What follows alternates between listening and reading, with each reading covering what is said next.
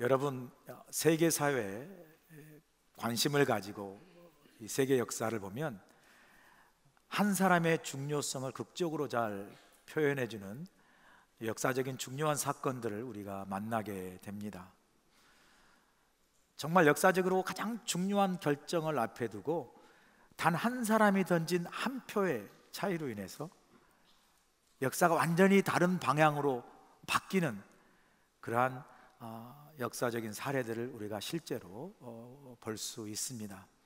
몇 가지 예를 한번 들어볼까요?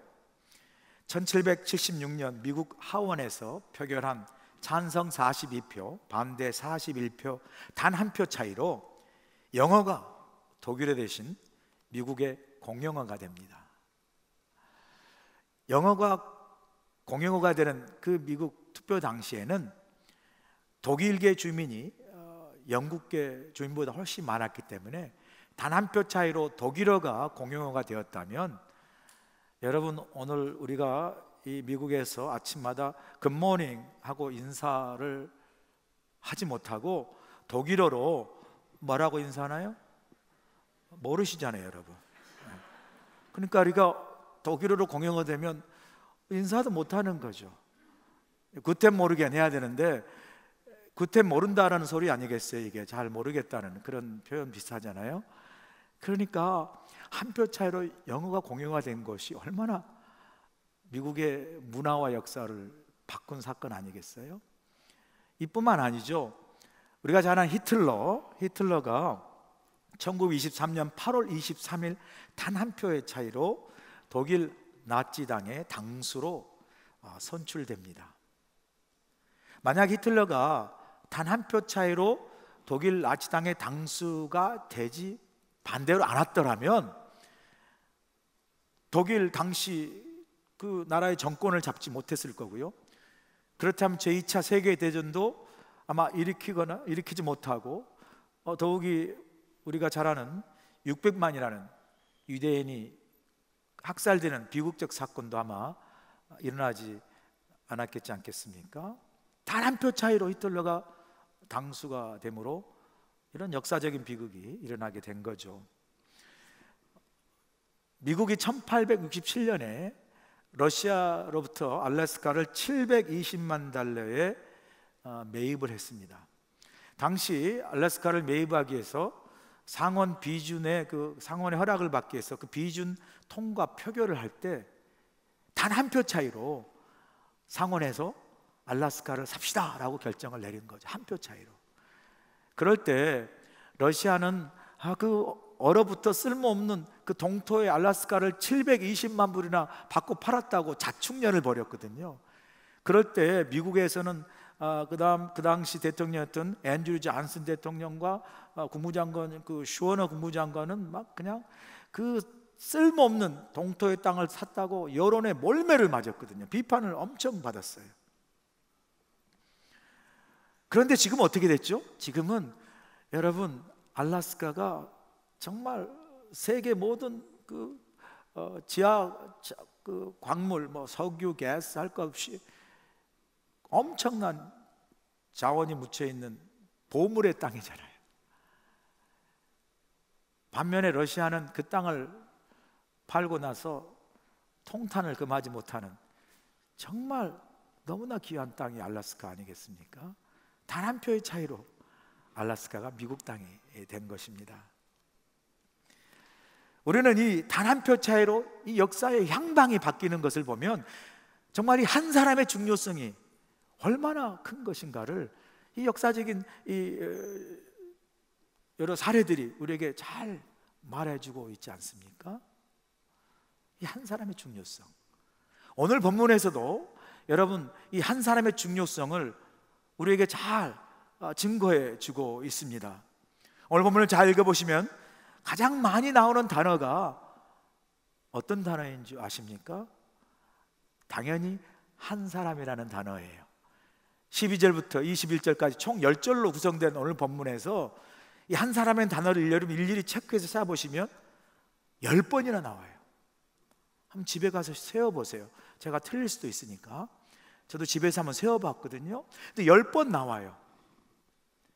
10절에서 10번이나 한 사람이라는 단어가 계속 강조된다는 것, 우리가 뭔가를 강조할 때 어떻게 하죠? 반복하잖아요. 한 사람의 중요성을 오늘 본문에서도 아주 잘 강조해 주고 있는 것을 우리가 보게 됩니다.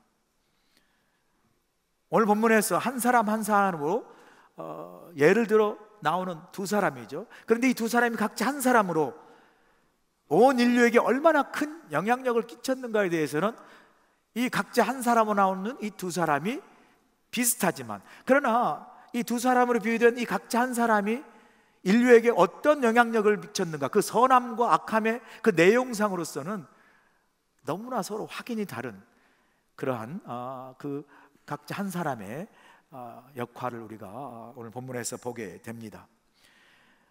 오늘 본문의 사도 바울이 이 각자 한 사람으로 우리에게 소개하고 있는 그 한 사람들이 어떤 사람들이죠? 첫 번째 한 사람은 바로 아담입니다. 본문 12절 보세요.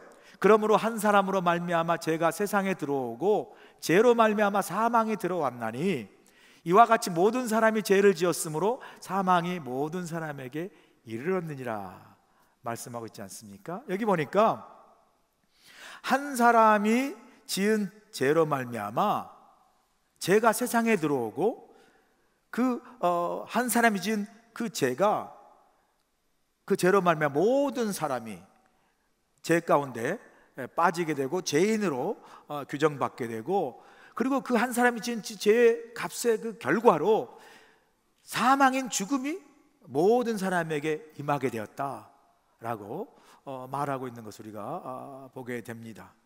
자, 그러면 이렇게 큰 죄를 지어서 그 사람의 죄로 말미암아 죄가 전가되어 모든 사람이 사망에 이르게 한 이 큰 죄를 지은 범인이 누굽니까? 본문 14절에 나오죠.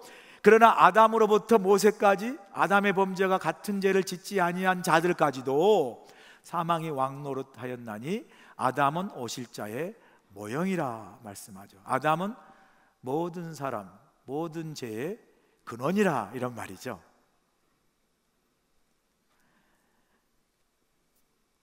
이 범인이 누구라고 얘기합니까? 하나님이 자기 형상대로 창조하신 최초의 사람인 인류의 조상 아담이 이 큰 죄를 지은 사람이라고 이야기하죠. 최초의 한 사람이 아담이 우리가 어떻게 범죄한 거 창세기를 통해서 알지 않습니까? 하나님 먹지 말라 하는 선악과를 불순종함으로, 그 선악과를 따먹음으로 하나님 앞에 불순종의 죄를 짓게 되죠. 그리고 그 아담의 죄가 후손으로 계속 이어지고 그 죄로 말미암아 세상이 죄가 들어오고 그 죄가 그 후손에게 전가된 것이 창세기에서 우리가 보게 되는 아담의 죄를 우리가 성경을 통해서 알 수 있죠.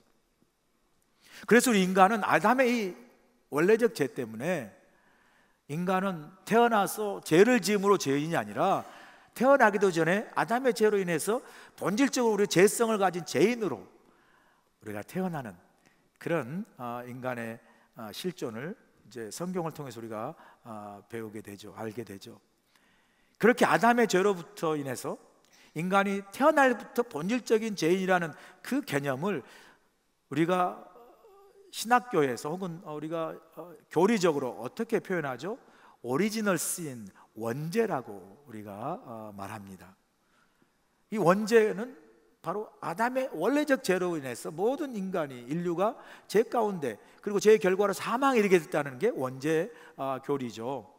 그런데 이 원죄의 이 교리, 원죄에 대한 이해가 인간이 누구인가, 이 인간의 실존을 우리가 이해하고 또 복음이 무엇인가, 왜 필요한가, 이 복음의 본질을 이해하는데 너무너무 중요한 신학적인 교리가 원죄입니다. 그런데 이제 우리가 원죄를, 저도 교인들에게 설명하고 그럴 때 뭐 교회 다니는 분이나 믿지 않는 사람들이 원죄를 이야기하면 이게 뭔가 좀 말이 안 된다고, 또 뭐 이게 말이 됩니까 하고 비합리적이다라고 이렇게 좀 우스꽝스럽게 여기고, 또 그 원죄를 이렇게 부정적으로 비판하는 사람들이 있어요. 이런 원죄에 대한 사람들의 회의적 시각을 반영한 그 프랑스의 유명한 철학자 그 파스칼이 쓴 팡세에서, 파스칼이 이 원죄에 대해서 이렇게 이야기를 합니다. 원죄를 인간의 눈으로 보면 매우 우스꽝스러운 것이다. 이성으로는 이 원죄의 교리를 이해할 수 없다. 왜냐하면 이 원죄의 교리는 이성에 위배되는 것이기 때문이다. 이성은 자기 논리나 방법으로 원죄를 생각해내거나 설명할 수 없다. 이 파스칼의 말이 뭐죠? 사람이 원죄를 이성적으로 이해하기가 쉽지 않다라는 거죠. 그 사람들이 그것을 받아들이지 못하거나 비합리적으로 여긴다라고 팡세는 말하죠. 자, 그런데 우리가 이 오늘 본문에서 말하는 이 원죄, 아담을 통한 이 원죄의 원리를 좀 다시 한번 깊게 생각해 볼 필요가 있어요. 아담으로 말미암아 모든 인류에게 죄가 들어오고 죄로 인해서 사망이 임하게 된 이 원죄의 근본적인 바탕은 무엇을 근거로 하고 있냐면 이 대표성의 원리를 근거하고 있습니다. 대표성의 원리가 뭐죠? 아담이 인류의 대표로 죄를 지음으로 모든 인류에게 그 죄가 함께 임하게 됐다. 결과적으로 모든 인류가 아담의 대표적인 죄 때문에 죄를 범한 죄인이 되었다라는 게 이제 대표성의 원리죠. 그런데 이 대표성의 원리가 왜 중요하냐면요, 이 대표성 원리를 우리가 인정하지 않으면 우리 인간이 원죄를 통해서 본질적으로 죄인이라는 이 신앙적 고백을 우리가 할 수가 없죠. 동시에 우리가 이 원죄의 대표적인 그 원리, 대표성 원리 인정하지 않으면 역시 모든 인류를 대신해서 십자가 달려 죽으신 예수님의 그 십자가의 죽음, 화목제물로 우리의 죄를 대신해서 인간의 모든 인류 대표 죽은 예수님의 죽음을 통한 구원의 역사인 이 복음을 우리가 역시 받아들이거나 인정할 수 없게 되는 거죠. 그런 점에서 논리적으로나 우리 신앙적으로나 신학적으로 이 대표성의 원리가 너무나 중요합니다. 대표성 원리를 통해서 우리가 원죄를 이해하고 또 믿고 받아들이는 것과 또 이 대표성 원리로 동시에 예수의 죽음을 통한 구원과 복음을 받아들이는 데 있어서 이 대표성 원리가 너무나 우리가 신학적으로나 신앙적으로 중요하다는 것이죠. 뭐 그렇게 말을 해도 많은 분들이, 여러분 가운데도 그렇고 많은 사람들이 그 신학교에서나 배운 거지, 나 머리 아파요, 딱딱하다고 그러고 복잡하다고 생각할지 모르지만 좀 더 그래도 우리가 다시 한번 생각해서 보면요, 그래 복잡한 게 아니에요. 이 대표성의 원리가 사실 어찌 보면요, 우리는 이 대표성의 원리 속에 매일매일 살아가고 있다라고 말할 수 있을 정도로 우리는 매일매일의 삶 속에서 이 대표성의 원리를 경험하고 그리고 적용하며 살고 있는 것을 우리가 보게 되죠. 한번 예를 들어 볼까요? 우리 2002년 한일 월드컵 했잖아요. 그때 얼마나, 여러분 기억나시나요? 얼마나 우리가 월드컵 막 할 때 뭐 한국에서 미국에서나 막 흥분하고 한국 대표팀 응원했습니까? 우리의 소원은 통일, 꿈에도 소원은 통일보다 더 소원인 16강에만 진출하게 해달라고 우리가 얼마나 했어요. 참 기억이 나요. 그냥 그래가지고 막 이길 때마다 시청 앞에 나와가지고 온 국민이 빨간 옷을 입고 막 응원했죠. 저도 미국에서 잠도 못 자고 응원한 거 생각하니까 정말 그때 막 기쁘고 흥분했던 것 같아요. 그래서 막 우리가 대한민국, 뭐 하세요 여러분? 이렇게 박수 치지 마시고, 이거 박수를 아무렇게 치는 게 아니에요. 이거 못 치신 분들은 북한에서 오신 분들이에요. 다시 한번, 대한민국. 휴전선 절반만 넘어온 사람들이 많아요 아직도 보니까. 이거 안 되겠어요. 다시 한 번만 딱 우리 해보겠습니다. 시작. 대한민국. 우리 교회가 부흥이 안 될 수가 없어요 여기. 이렇게 못 맞히면 막 순학질 여사가 나와서 이것도 못 맞히냐고 막 방망이 들고 나오는데 한 번에 딱 맞추잖아요 우리가. 우리 교회는 이렇게 한 마음으로 부흥될 줄로 믿습니다. 막 얼마나 기뻤어요. 그래 우리가 정말 16강에서 이탈리아를 꺾고 8강에서 누구를 꺾었어요? 다 잊어버리셨죠? 스페인을 꺾었는데 그것도 0대0으로 끝났어요. 그리고 승부차기 했잖아요. 5대3으로 우리가 스페인을 꺾고 4강에 올라갔어요. 얼마나 뒤집어졌습니까? 그냥 막 국민들이 난리가 났죠. 4강에 올라가니까. 그럴 때 막 사람들이 외쳤죠. 어떻게 외쳤어요?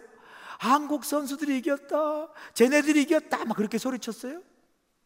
이렇게 소리친 사람 정신 나간 사람이에요. 우리가 어떻게 소리쳤습니까? 우리가 이겼다, 우리가 이겼다 그러잖아요.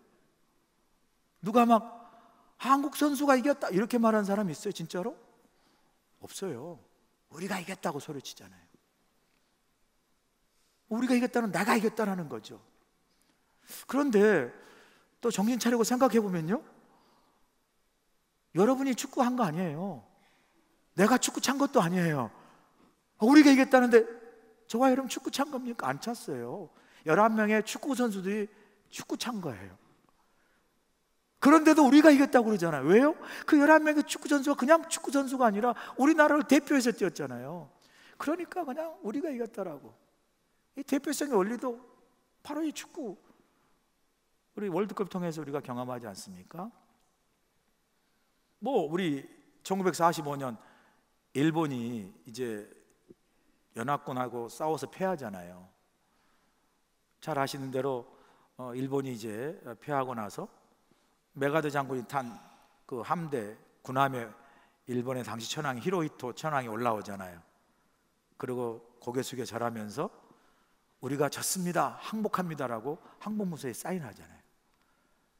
일본이 졌을 때 졌다고 일본 모든 국민이 다 우리가 졌습니다라고 항복문서 사인합니까? 아니죠. 일본을 대표한 천황이 항복 사인, 한 사람이 사인하는 거예요. 그렇지만 모든 일본 국민이 다 진 거죠. 이 대표성의 원리입니다. 권하게 갈 것도 없어요, 여러분.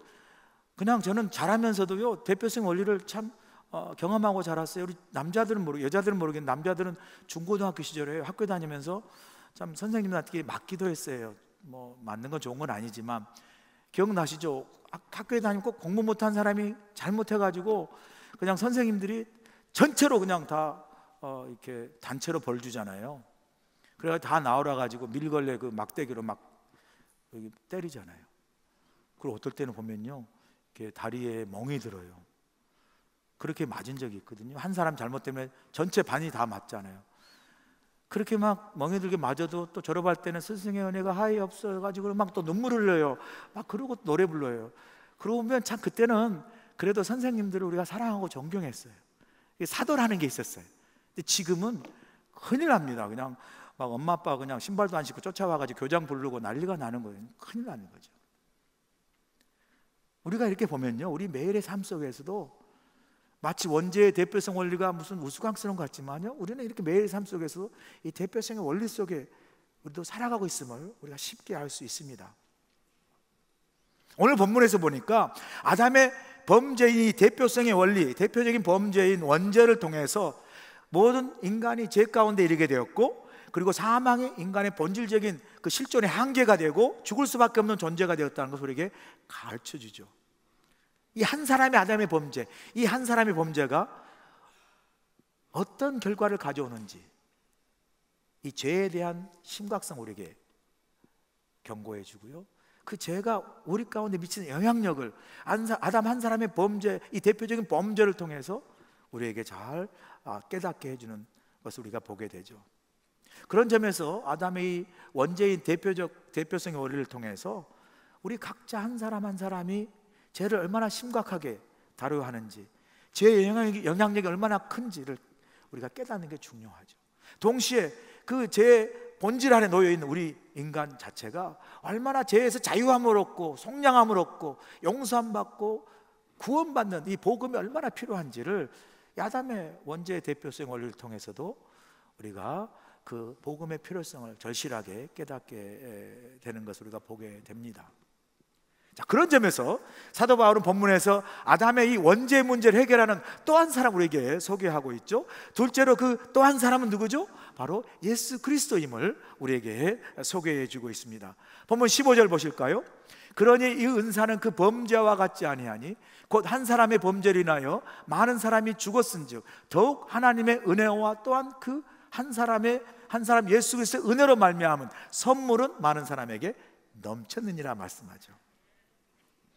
이 말은 뭔 말이냐면요, 아담의 원죄의 대표성의 원리로 인해서 아담의 죄가 우리 모든 사람에게 임한 것처럼, 그래서 우리가 죄로 인해 사망의 그 죽음을 가질 수밖에 없는 인간의 존재가 된 것을 이야기할 뿐만 아니라, 동시에 그 모든 죄 가운데 죽을 수밖에 없는 그런 인간을 구원하시고 그래서 생명을 주신 예수 그리스도의 복음, 이 복음 역시 십자가의 구원의 사역 역시 동일하게 대표성의 원리가 적용됨을 우리에게 말씀해 주고 있습니다. 자, 본문 17절 그거 보실까요 한번? 한 사람의 범죄로 말미암아 사망이 그 한 사람을 통하여 왕노릇하였으니 17절입니다. 더욱 은혜와 의의 선물을 넘치게 받는 자들은 한 분 예수 그리스도를 통하여 생명 안에서 왕노릇하리로다 말씀하세요. 한 사람 때문에 죄와 사망이 아담 한 사람 때문에 우리 가운데 임하게 되고, 죄가 왕노릇했다면, 사망이 왕노릇했다면, 한 사람이 예수 그리스도를 통해서 의와 은혜가 선물로 우리 가운데 주어져서 그 예수 한 사람을 통해서 우리가 뭘 경험하죠? 은혜와 생명이 우리 안에서 왕노릇하는 것. 예수님 우리 가운데 왕으로, 주님으로 오신 것을 우리가 사도 바울은 선포하고 있죠. 한번 우리 생각해 보세요. 예수 믿기 전에 우리가 살았지만 정말 산 것이 아닌 거죠. 예수 믿기 전에 주님 모를 때는 우리가 세상을 살지만, 우리가 세상 가운데 살면서 얼마나 세상의 많은 근심과 염려 속에 삽니까? 세상의 어려운 문제와 참 어려운 일들을 경험할 때마다 우리 힘으로 어찌할 수 없을 때 낙심하고 실망하고 마음에 기쁨 없고 평강이 없고 늘 근심하고 늘 염려 가운데 살잖아요. 그게 살아있지만 마치 정말 살아있는 진짜 사는 맛을 경험하지 못하고 마치 사망이 왕노릇한 것처럼 우리 인생에 참된 그 살아있음의 생명을 경험하지 못하고 세상에 그냥 끌려 묻히고 붙이면서 살아가잖아요. 세상의 지배 속에서 경쟁하고 비교하고 염려하고 근심하고. 그랬던 우리가 예수 그리스도 믿는 믿음으로 말미암아 신앙 갖고 믿음을 갖게 되면 어떻게 살았죠? 여전히 세상 속에 삽니다. 여전히 어렵고 힘든 가운데 살지만, 그러나 이전과 다르잖아요. 염려와 근심이 있다 할지라도 그 가운데 예수님께서 우리 함께 계시고 예수님이 우리가 통해서 받은 이 복음 때문에 우리가 하나님의 은혜와 기쁨과 감사와 평안을 누리며 이제는 주님이 우리 인생을 책임져 주시는, 주님이 왕노릇하는 은혜 가운데 우리가 살고 있지 않습니까? 그래서 우리는 예전에는 세상 속에서 내가 찾지 못한 행복 때문에 늘 불안하고 염려했지만, 지금은 주님 안에서 발견한 이 은혜와 행복 때문에 우리가 감사하며 사는 거예요. 여러분, 제가 묻겠습니다. 여러분 주님 때문에 행복하십니까? 한 10명이 안 하시는 것 같아요. 다시 한번 묻게요. 여러분 주님 때문에 정말 행복하십니까? 이게 우리가 예수 믿기 전에, 주님 알기 전에 세상에 사망이 왕노릇했지만 이제 주님 때문에, 주님이 나의 구주가 돼서 은혜와 생명이 내 안에 왕노릇하며 주님의 은혜 가운데 우리가 살아가고 있는 줄로 믿습니다. 이게 우리에게 준 축복이라는 거죠. 이게 우리에게 주신 은혜요, 선물이라고 이야기합니다. 구원은 뭐 우리가 한 게 하나도 없어요. 그냥 하나님이 주님을 통해서 다 하셨어요. 그러니까 은혜고, 그렇게 받은 구원은 선물이죠. 축복이죠. 그래서 우리가 이 자리에 나와 예배하며 하나님께 마음껏 찬양하고 하나님 자녀로 사는 거 아니겠어요? 그래서 사도 바울 우리에게 주신 하나님의 은혜가 어떤 특징을 갖고 있냐고 말하냐면요, 15절 후반부 다시 보시죠. 보니까 더욱 하나님의 은혜와 또 한 사람의 예수 그리스도의 은혜로 말미암아 선물은 많은 사람에게 넘쳤느니라. 여기 보니까 하나님의 은혜고 또 한 사람인 예수 그리스도 은혜가 우리에게 선물로 주셨는데, 그 은혜는 어떤 거예요? 넘쳤다고 얘기해요. 넘쳤다. 하나님 은혜가 뭐 금방 받고 주시면 시간 지나면 금방 없어지고 닳아지고 고갈나고 마르는 게 아니라 어떻게 해요? 넘쳤다라고. 영어 성경에 보니까 이걸 overflowing 했다고. overflowing. 그냥 넘쳤다는 건 얼마나 좋은 표현이에요. 이것보다 더 좋은 표현으로 시편 23편은 다윗이 이렇게 고백하지 않습니까? 하나님의 은혜와 축복이 어떻게 보면 내 잔이 넘치나이다 고백해요. 여러분, 하나님의 은혜는요 이렇게 잔이 넘치게 주신 은혜인 줄로 믿습니다. 내 잔이 넘치나이다. 얼마나 좋은 은혜입니까? 여러분 잊지 마세요. 하나님의 은혜는 항상 넘쳐요. 근데 왜 나는 은혜 못 받죠? 여러분, 하나님 은혜가 고갈되고 부족한 게 아니라 여러분 믿음의 그릇이 작은 거예요. 하나님의 은혜는 항상 넘쳐요. 우리 믿음의 사이즈가 그 받는 은혜의 그릇이 작기 때문에 그런 거죠. 한 번도 하나님의 은혜는 넘치지 않은 적이 없어요. 지난번 교인 신방을 이제 갔는데요. 제가 신방 한참 요즘 하는 것처럼 하니까 목사님 수고하신다고 권사님이 이제 목사님 우리 집에 오세요. 스테이크로 대접하겠습니다. 수고 많이 하시는데 그래서 감사합니다. 그러고 이제 제가 우리 집사람이랑 그 권사님 댁에 가서 이제 방문했는데 역시 그분이 스테이크를 잘 구워요. 그래서 이제 먹는데 너무 맛있는 거예요. 또 제 식성을 하니까 큰 스테이크 만주벌판만 하는 것을 이렇게 제가 이제 딱 받아서 먹는데 그게 너무 맛있어가지고 그 큰 스테이크도 금방 다 없어지더라고요. 그래가지고 언제 다 먹었지 하는데 또 하나 더 먹고 싶은 거예요. 그래가지고 제가 더 먹고 싶은데 옆을 보니까 그릴에 아직도 한 서너 개가 남아있더라고요. 그래서 근데 처음부터 너무 큰 걸 줬기 때문에 또 달라고 미안해가지고 말을 못하고 있다가 속으로 그래도 이제 우리 한국 사람이 목사 하나 더 드시겠어요? 그러면 내가 그때 예 하고 달라고 해야지라고 이제 기다리고 있었어요. 저도 체면이 있잖아요. 근데 이제 마침 또 그분이 저한테 따와가지고 목사님 그래서 내가 준비를 해가지고 네 그랬더니 배부르시죠? 그래가지고 아니 갑자기 와가지고 배부르시죠 하는 통에 나도 모르게 배불러요 그렇게 말이 나와버린 거예요. 그래가지고 내가 하나 더 먹고 싶은데 못 먹었어요. 그리고 그걸 딱 싸가지고 냉장고에 넣는 걸 보니까요 내가 속이 많이 상하더라고요. 솔직하게 정말 다 먹고 싶었거든요. 그래가지고 나중에 그 집사님 그 권사님 댁에 가기가 싫더라고. 주려면 좀 더 먹으라고 줘야 될 텐데 뭐 이렇게 안 주고 말이지. 근데 또 그 뒤로 갔어요. 여러분 오해하지 마세요. 제가 안 간 건 아니고. 그래서 제가 우리 여성교 우리 회장님 수고 많이 하시는데요. 제가 뭐 하면 넉넉하게 하라고 그래. 넉넉하게. 넉넉하게 좀 남으면 싸가면 어떻습니까? 뭐 싸간다고 욕할 것도 없어요. 그냥 싸가고 놔두세요. 그냥 뭐 수고하신 사람 싸가고 못 먹은 사람 있으면 마음 상하잖아요. 우리 교회 가운데 어떨 때 가끔 부족해가지고요 부족하게 준비한 거 아닌데 더 많이 오신 부족할 때가 있으면 제가 너무 미안해요. 그 넉넉하게 하는 게 중요한 거죠. 하나님의 은혜도 넉넉한 하나님의 은혜예요. 하나님의 은혜가 모자란 법이 없어요. 아멘이십니까? 하나님의 은혜가 모자란 법이 없어요. 얼마나 하나님의 은혜가 넘치냐면요 오늘 본문 보니까 우리 죄를 대신해서 하나밖에 없는 아들을 십자가에 내어 죽기까지 그 우리를 사랑하신 은혜가 어떻게 해요? 생명을 내어주기까지 넘쳤다라는 거예요. 여러분 그 넘치는 사랑이 우리를 향한 생명을 내어주신 사랑으로 나타나지 않았습니까? 이렇게 하나님의 은혜가 넘쳐요. 자, 여러분에게 묻고 싶어요. 여러분이 넘친 하나님의 그 사랑과 은혜를 삶 속에서 경험하십니까? 이거 보세요. 이거 보세요. 나는 하나님의 은혜가 넘쳤다는데 잘 모르겠어요. 그럼 눈을 더 뜨세요. 그럼 보여요. 그래도 안 보이면 더 눈을 뜨세요. 하나님의 은혜가 보입니다. 그래도 안 보이세요? 쌍꺼풀 수술하세요. 그냥 확 잘 보일 거예요. 그냥. 사랑하는 여러분, 하나님 은혜가 여러분 삶 속 곳곳에 영안을 열고 보시면 넘치는 줄로 믿습니다. 하나님의 은혜가 넘치지 않는 게 뭐가 있습니까? 뭐가 좀 부족해서요? 뭐가 아직 모자라서요?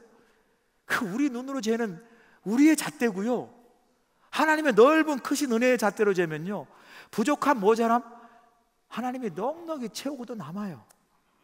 모자라지 않아요. 제가 목회를 막 시작하고 꽤 됐을 때요 이게 이제 설교를 잘하고 싶잖아요. 그러면 설교할 때 좋은 뭐 말이 있거나 인용이 있거나 막 기사가 있거나 좋은 어떤 예화가 있으면 막 스크랩하고 모아요. 그러면 다음에 설교를 할 때 내가 이걸 잘 이제 사용해야지라고 막 아끼고 하거든요. 그런데 어떨 때는 막 설교를 주일날도 되고 수요일날도 되고 새벽기도 하려고 그러면 어떡하지? 내가 이거 좋은 거 써버리면 다음에 또 뭘 쓰지? 하다 보니까 설교가 많은 게 막 속상한 거예요. 왜냐하면 자꾸 좋은 그 뭐 설교 자료 다 써버리면 그 다음엔 어떻게 하지? 그래가지고 설교 많은 게 부담이 됐어요. 근데 목회를 많이 하면서 깨닫는 게 뭔지 아세요? 그게 아니에요. 설교 좋은 자료를 다 써버리면 그 다음에 어떻게 설교하지 뭐를 하지가 아니라 자꾸 쓰고 쓰니까요 더 하나님께서 그냥 넘치게 주세요. 넘치게 설교할 수 있는 거를 그냥 술술 주세요. 자꾸 아껴서 안 할 때보다요, 아낄 때보다 막 설교를 아침 저녁 그냥 아무 때나 수시로 하니까요, 저절로 설교가 나와. 할렐루야. 그렇다고 나 열심히 노력합니다, 또 그냥 아무렇게나 하는 거 아니에요. 여러분 하나님 받은 축복 아까우세요? 받은 물질 아깝고 하나님 헌신하는 시간 아깝고 여러분 인생에 어떤 것이 아까우세요? 그래서 아끼고 싶으세요? 그러지 마세요. 막 하나님 앞에 써보세요. 하나님이 절대로 써서 부족해가지고 고갈되지 않게 하시고 더 채우실 줄로 믿습니다. 이게 하나님의 은혜예요. 더 채우세요. 여러분이 용기가 없어서 경험해보지 못하기 때문에 그렇지, 여러분 한번 사용해보세요. 믿음을. 하나님 더 채우시는 은혜를 우리 가운데 주실 줄로 믿습니다. 그러므로 여러분, 우리가요 하나님 앞에 받은 은혜 넘치는 것처럼 내가 사용하는 그 하나님을 향한 내 시간, 물질, 내 헌신, 내 인생, 여러분 아까워하지 마세요. 마음껏 사용하세요. 하나님이 더 오버플로잉, 넘친 은혜로 더 풍성하게 채워주실 줄로 믿습니다.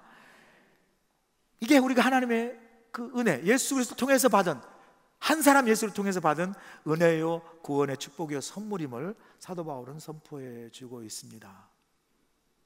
그러면서 마지막으로 오늘 본문에 나오진 않지만 또 하나의 중요한 한 사람을 소개하고 있어요. 그 한 사람이 누구죠? 바로 나 자신입니다. 여러분 자신이에요. 본문 17절 한번 보실까요? 한 사람의 범죄로 말미암아 사망이 그 한 사람을 통하여 왕노릇하였은즉 더욱 은혜와 의의 선물을 넘치게 받은 자들은 한 분 예수를 통하여 생명 안에서 왕노릇하리라 말씀하죠. 이 한 사람의 순종 때문에, 예수 한 사람 순종 때문에 우리가 정말 구원의 은혜 가운데 살고 있고, 반면에 아담 한 사람에 인해서 제가 우리 가운데 이르렀음을 말씀하면서 뭘 우리에게 강조하시죠? 이 한 사람의 중요성을 우리에게 오늘 설교 전체를 통해서 강조해 주고 있습니다. 여러분 한 사람이 이렇게 중요해요. 한 나라의 대통령이 누구냐에 따라서 그 나라가 번성하고 번영할 수 있고요, 한 나라의 지도자가 누구냐에 따라서 그 나라가 국운이 다하고 패망할 수가 있어요. 2차 세계대전 때 여러분 히틀러로 인해서 독일이 패망했습니다. 반면에 영국은 처칠 수상 때문에 영국이 승전국이 되고 승리했어요. 번영했어요. 경제력, 군사력, 당시에 독일이 훨씬 많았습니다. 영국은 독일에 비해서 훨씬 뒤졌어요. 그런데 경제력과 군사력이 이기겠습니까? 아니에요. 한 사람의 지도자가 그 나라의 승패를 좌우한 것을 우리가 보게 되지 않습니까? 회사의 사장 한 사람이 누구냐에 따라서 여러분 쓰러져가는 회사도 다시 일어날 수 있고요, 한 사람의 사장이 누구냐에 따라서 멀쩡한 회사도 파산하고 부도가 날 수 있습니다. 가정의 한 사람인 아버지, 한 사람인 어머니를 통해서 가정이 세워지기도 하고 행복해지기도 하고 가정이 참 힘들고 어려워지기도 합니다. 교회도 마찬가지죠. 여러분 교회 한 사람 한 사람 너무 중요합니다. 여러분 한 사람이 미치는 영향력이 얼마나 큰지 여러분 모르시죠? 가끔 우리 새가족실에 이제 새신자들이 옵니다. 새신자들이 와가지고 제가 이제 물어요. 지난번에 왜 안 나오셨어요? 그럼 깜짝 놀라요. 아니 목사님 그 많은 성도인데 제가 안 나온 지 어떻게 하셨어요? 제 한 사람 빠졌다고 목사님 어떻게 하셨어요? 그래요. 그래서 제가 아니 당신 한 사람 새로 오신 여러분 한 사람이 빠지는 거 얼마나 제게 정말 소중한 것인데, 여러분 제가 이 교회에서 설교할 때요, 여러분 제가 못 볼 것 같죠? 못 봐가지고 주보 보면서 막 괜히 막 설교 안 끝난다 그러고 이리저리 하고 하시고 막 그러잖아요. 위에서 보면 다 보여요. 다 보여. 내가 지금 뭐 하는지 다 보여요. 지금 여러분 여기서 한 번만 딱 스캔하잖아요. 우리 박장님 저기 앉아 계시죠? 최장님, 여러분 저 다 보여. 뒤에 김수홍 권사님, 뭐 저 서상 목사님까지 다 보여요. 그런데요, 한 세 가족이 오셨잖아요.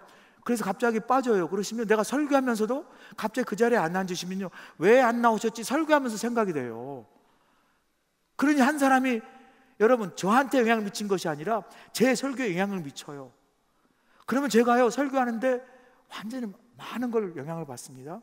새로운 분들이 혹은 여러분들이 막 교회 잘 나오시면요, 제 설교가 잘한 줄 알고 막 좋아가지고 설교를 해요. 근데 안 나오시잖아요. 내 설교가 이렇게 은혜가 없나? 막 이러면서요 축 처져요. 한 사람의 영향력이 얼마나 큰지, 공동체를 영향을 미쳐요.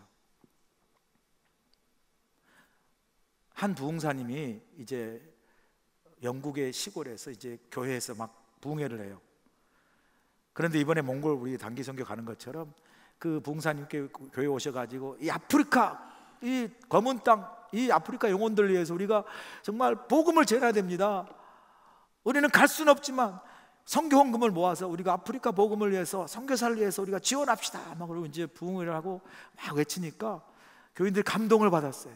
그리고 이제 예배 중에 아프리카 선교를 위해 선교 헌금을 쫙 걷습니다. 자원해서 이제 다 걷는데 뭐 이렇게 헌금 봉투가 이제 헌금 그 주머니 이게 다 접시가 돌잖아요. 그러니까 막 교인들이 막 감동해서 선교 헌금을 해요. 그런데 그 선교 헌금 대접이 한 그 헌금 주머니가 한 어린 학생 앞에 왔어요. 그 어린 학생이 그 헌금위원에게 잠깐만요, 그거 좀 이렇게 땅에 내려놓으실래요? 그래서 얘가 무슨 소린가? 근데 갑자기 이제 원하니까 땅에 내려놨어요. 그랬더니 그 어린 학생이 그 헌금 주머니에 털썩 주저앉았어요. 그러니까 헌금위원이 아니 이게 무슨 짓이냐고, 이 거룩하신 하나님의 헌금 앞에 그냥 이 방자하게 그냥 엉덩이를 대고 안달이 그러고 혼냈어요. 그러지 않았겠어요? 그럴 때 그 한 소년이 뭐라고 대답했게요? 나는요 성경 들을 돈이 없습니다. 헌금이 없습니다. 그러니 내 한 몸 다 선교를 해서 드리겠습니다. 바치겠습니다 하고 털썩 주저앉았어요. 그 사람이 누군지 아세요? 아프리카를 복음화시킨 리빙스턴 선교사님이세요. 후에 의사가 되고 그리고 아프리카 가서 복음을 전해서 아프리카가 지금도 복음이 왕성하게 자라나는 귀한 복음의 씨앗을 뿌렸던 리빙스턴 선교사님이셨어요. 그 한 사람 어린 소년 때문에 아프리카 복음이 이렇게 뿌려진 역사가 우리가 역사를 보게 되지 않습니까? 여러분, 이 한 사람이 이렇게 중요해요. 여러분에게 묻고 싶어요. 우리 모두는 다 한 사람인데 여러분은 어떤 한 사람이신가요? 여러분 자신 한 사람 때문에 여러분이 서 있는 그 자리, 가정, 속회, 선교회, 공동체가 여러분 때문에 행복하신가요? 여러분 때문에 은혜가 넘치신가요? 여러분 때문에 기쁨이 있는가요? 여러분 한 사람 때문에 저 사람 또 왔어, 저 사람 힘들어, 오히려 염려와 그 공동체에 기쁨을 주지 못한 그런 한 사람이 혹시 우리 자신이 아닌가, 이 시간 돌아보기 원합니다. 한 사람의 존재감과 한 사람의 변화와 한 사람의 놀라운 그 자리가 이렇게 공동체와 역사를 바꿉니다. 그래서 칼 융은, 유명한 심리학자 칼 융, 정신의학자 이렇게 말합니다. 최후의 결과의 본질적인 요인은 한 사람의 생명으로 말미암는다. 그 한 사람의 역사를 만드는 것이다. 위대한 역사의 변혁도, 전 세계 미래도, 소망도 한 사람의 숨어있는 자원에 의해 이루어진다. 할렐루야. 여러분, 우리 한 사람 한 사람이 이런 하나님의 은혜와 생명을 주고 변화를 주고 우리 가정을 세우고 교회를 세우고 하나님 나라를 세우는, 하나님이 찾으시는 그 한 사람, 하나님이 기뻐하시는 그 한 사람, 하나님이 찾으신 그 교회, 한 교회, 저와 여러분 우리 교회가 되어서 하나님 나라 영광을 위해서 귀하게 쓰임받는 축복의 인생, 복된 우리 교회가 되기 주님을 간절히 축원합니다. 기도하시겠습니다.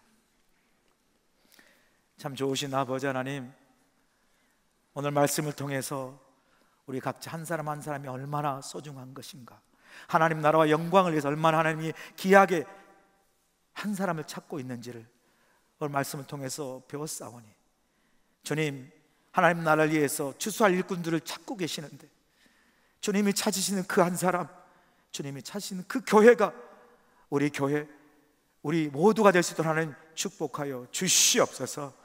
예수님의 귀하신 이름으로 기도합나이다. 아멘. 이제는 우리 주 예수 그리스도의 크신 은혜와 우리 하나님 아버지의 무한하신 사랑하심과 성령님의 감화 감동 역사, 나 한 사람 존재감 없는 참으로 세상에 미약한 존재인 나를 생명을 다해 살리고 하나님 자녀가 되게 하신 예수 그리스도의 그 크신 은혜와 사랑을 오늘 우리가 힘있고 이 귀한 은혜의 자리, 생명의 자리, 구원의 자리에 하나님 백성으로 섰사오니 이제 세상을 향해 나아갑니다. 세상을 향해 나아가 하나님의 사람으로, 하나님의 능력과 은혜로 세상을 이기고 세상을 변화시키는 믿음의 삶 우리 모두가 살아갈 수 있도록 하나님 함께하여 주시옵기를 예수님의 귀하신 이름 받들어 간절히 축원하옵나이다. 아멘.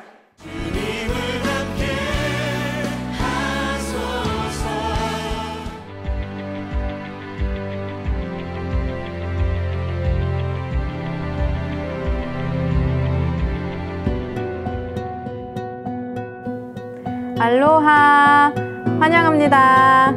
하나님께서 주신 귀한 유아유치부 자녀들을 섬기는 디렉터 황은지 사모입니다. 저희 유아유치부는 훌륭한 선생님들과 함께 사랑으로 아이들을 양육하고 있으며 아이들이 쉽게 하나님의 말씀을 접하고 배울 수 있도록 다양한 방법으로 복음을 전하고 있습니다. 우리 아이들이 저희 사역을 통해서 기쁨과 행복, 하나님의 사랑을 마음껏 누리고 경험하길 원합니다. 사랑과 웃음이 가득한 유아유치부에서 만나기를 소원합니다. 축복합니다. 알로하, 환영합니다. 어워나와 초등부를 맡은 디렉터 노은정 사모입니다. 하나님의 말씀, 찬양과 다양한 활동을 통해 아이들의 믿음, 소망, 사랑이 자라가는 것이 저희 목표이자 사명입니다. 저희 어워나 프로그램과 초등부의 어린이들 초대합니다. 웰컴!